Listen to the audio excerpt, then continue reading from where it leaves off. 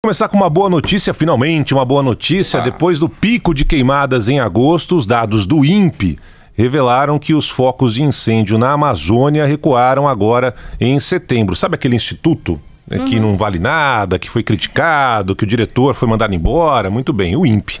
O INPE revelou que depois de um agosto terrível, com quase 31 mil focos de queimadas na Amazônia, na chamada Amazônia Legal, em setembro, 31 mil em agosto. Em setembro, esse número caiu para 20 mil focos. É uma queda significativa não só se você comparar entre os meses de agosto e setembro, mas também se você comparar com o mês de setembro do ano passado. Normalmente, nessa época do ano, época mais seca, você tem uma quantidade maior de queimadas, mas nesse ano especificamente, na comparação entre os dois meses, setembro deste ano, setembro de 2018, foi uma queda de 19%. Então, de alguma forma, todos os esforços realizados, depois do escândalo que ganhou destaque no noticiário internacional, todo mundo colocando na internet, pray for Amazônia, né? Tudo mais. Inclusive foto antiga. Foto velha, antiga, tudo que tinha, presidente francês querendo meter a colher, tudo isso. Finalmente houve ali uma mudança, então esse esforço todo está surtindo efeito. O que dá uma ideia do que poderia ter sido feito lá atrás, se de fato os dados do INPE fossem levados a sério, né? O INPE deu esse alerta que áreas significativas na Amazônia estavam sendo devastadas, o crescimento dos focos de incêndio. Então esse desastre foi verificado lá atrás e em agosto 31 mil focos de queimada na Amazônia. Tudo isso poderia ter sido muito menor. De qualquer forma, já está havendo uma mudança nesse cenário, felizmente, com essa redução que foi registrada pelo próprio INPE agora no último mês que acabou.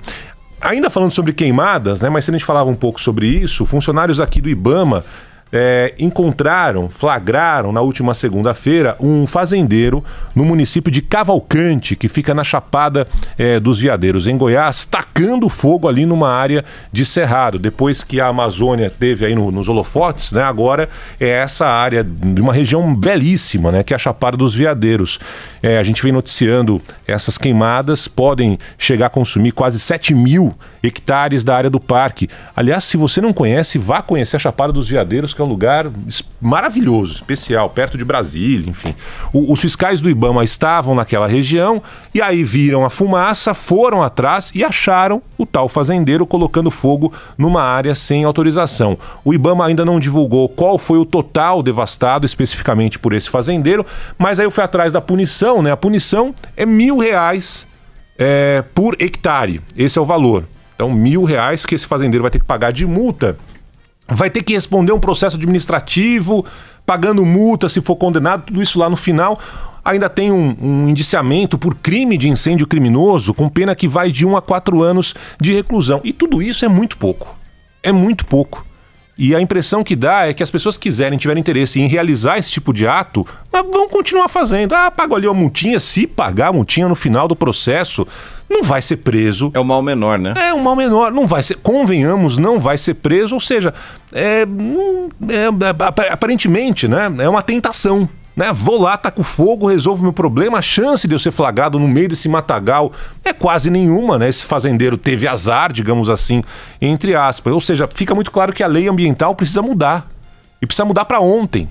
Deixar essa punição mais rigorosa para quem vai lá e taca fogo na mata, de maneira deliberada. Porque quando finalmente os fiscais do IBAMA, da polícia, enfim, conseguem flagrar, pegar o crime sendo praticado, a punição é quase uma reprimenda de colégio. Sabe aquela assim, você foi mal, vou contar pro seu pai. É um negócio ridículo, né? Então precisa mudar essa política ambiental, precisa mudar essa punição para quem de forma deliberada causa um prejuízo gigantesco no meio da mata. Taca fogo para liberar ali para plantação, sei lá o que eles vão fazer, pecuária.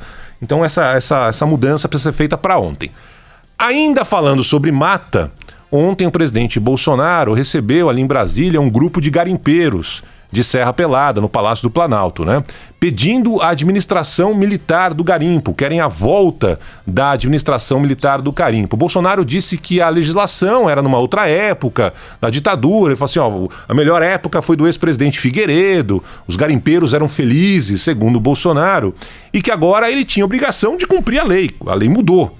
E no meio do discurso improvisado, Bolsonaro soltou essa aqui, ó. O interesse na Amazônia não é no índio nem na porra da árvore, é no minério. O interesse na Amazônia não é no índio nem da árvore, né? É no minério. E aí tem uma diferença de visão do mundo, né? O Bolsonaro acha que a árvore é uma né? E o que interessa é o minério. Eu lembro da ex-presidente Dilma Rousseff que saudava a mandioca, né? Então você tem uma visão diferente de mundo. A ex-presidente saudava a mandioca e o atual presidente acha que da árvore, né? Seja como for, com pi, com mandioca, a gente tem que comemorar esse dado do INPE, mostrando essa redução significativa nas queimadas da Amazônia. Fala aí, agora, Felipe. Barão, eu me lembrei de uma exposição que eu vi nesse domingo em São Paulo, para quem está em São Paulo, vem para São Paulo, uma exposição chamada Gold, com fotos do Sebastião Salgado, dos anos 80, da época do garimpo da Serra Pelada. E essa história de que os garimpeiros eram felizes na época do presidente Figueiredo é uma grande balela, né? Porque a história mostra, reportagens mostraram a época, reconstituições, né? Matérias de 10, 20 anos depois mostraram que pouquíssimos enriqueceram, né? Muitos voltaram de lá de Serra Pelada tão ou mais pobres, né? Muitos foram explorados, voltaram com doenças, e a área de Serra Pelada não virou um deserto porque a floresta é muito rica e consegue se regenerar. Mas hoje em dia, inclusive, é um lugar perigosíssimo para você garimpar, né? Dadas as mudanças geográficas que foram feitas em pouquíssimo tempo. Sem contar a contaminação por mercúrio. Contaminação por mercúrio, né? Muita gente voltou com problemas, tem problemas até hoje por causa da contaminação por mercúrio. Tem vários documentários contando essa época do Brasil, né? Com assassinatos, brigas, né? Era um momento... O cara lá descobriu uma pepita de ouro, depois era assassinado, o negócio era muito sério. Exato. Mas a reclamação dos garimpeiros ontem é que a Vale hoje domina esse privilégio, digamos assim, de explorar essas áreas. Os garimpeiros queriam de novo retomar o controle dessa área, de algumas áreas específicas ali do garimpo, ou seja, houve uma mudança de pensamento, não é de hoje, né? Então essa era a reclamação principal deles. Enfim, vamos comemorar esse número da redução, pelo menos, do incêndio na região da Amazônia.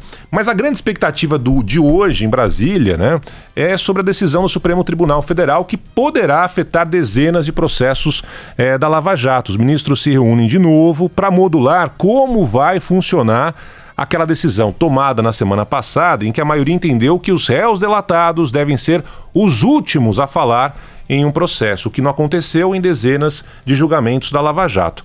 E algumas perguntas continuam no ar, acho que hoje finalmente serão respondidas, né? Essa decisão vale para quais casos? Todos que foram delatados? Só para os casos em que os advogados recorreram em primeira instância? Só vai valer a partir de agora, já que não se tratava de um consenso até então? Aparentemente, o presidente do Supremo Tribunal Federal, o ministro Dias Toffoli, está tentando ali chegar no entendimento, tornar um entendimento da maioria hoje. Por exemplo, primeiro, o advogado não pode entrar neste momento com pedido de revisão do processo. Só seriam revistos aqueles em que os advogados lá atrás, dos réus delatados, entraram com pedido na primeira instância. Meu cliente não foi o último a falar. Então ele recorreu lá no começo. Então aí esse caso será revisto.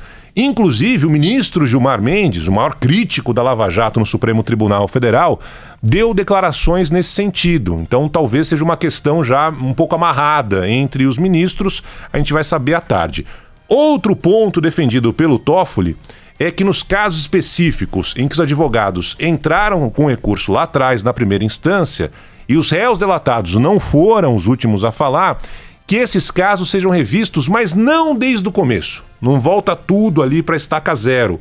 E sim somente a parte das alegações finais. Senhora Cara Bigato, a senhora foi que essa é a última a falar, então fala. Falou, beleza. Aí chega lá o juiz, dá de novo a sentença. Então, ou muda a sentença, sei lá eu. Então seria um meio termo entre aqueles que defendem que o processo seja anulado por completo, né, e recomece da fase inicial, o que seria uma loucura, né, e aqueles que entendem que só valeria a decisão a partir de agora. Então esquece que já foi feito no passado, valeria a partir de agora, como por exemplo disse o ministro Barroso. Então aparentemente, vamos ver, pode chegar a esse meio termo. Se de fato chegar a esse meio termo, a Lava Jato consegue escapar um pouco desses ataques que a gente está acompanhando recentemente, seja no Supremo, seja no Parlamento, seja até no Palácio do Planalto. A Lava Jato, que tem tantas fases, né? Todo dia tem uma fase nova da Lava Jato, hoje, inclusive no Rio de Janeiro, está vivendo a fase mais delicada dela, a mais difícil desde que foi criada. Porque assim que for ultrapassada essa etapa de como vai funcionar a revisão dos processos dos réus delatados, logo na sequência o ministro Dias Toffoli já avisou que vai colocar na pauta o caso da prisão de condenados após julgamento em segunda instância. E essa decisão, segundo nossa colunista Mônica Bergamo, pode ser tomada ainda neste mês, vai beneficiar, se aprovada, uma penca de condenados. Se os ministros do Supremo decidirem rever essa condenação, só vai para a prisão quem for julgado em terceira instância, né? Esquece a Lava Jato. Para tudo. Quem está preso, condenado em segunda instância, vai sair da cadeia. E aí, a impunidade dos corruptos, essa situação que a gente vê há anos no Brasil, vai ser finalmente institucionalizada pelo Supremo Tribunal Federal.